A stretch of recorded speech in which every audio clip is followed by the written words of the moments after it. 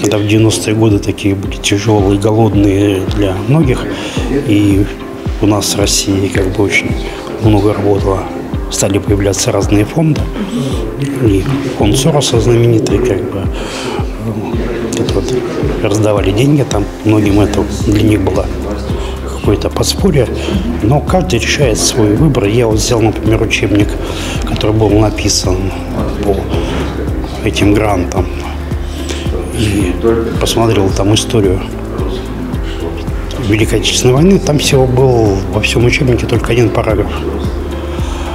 Если мы изучали очень подробно всю Отечественную войну, там был только один параграф, где говорилось, что главный вклад в победу внесли англо-американские войска, и Советский Союз там несколько помогал, ну причем все, не только там русские, как бы вообще все как бы немного помогали и помогли, как бы они это отмечали, но один параграф.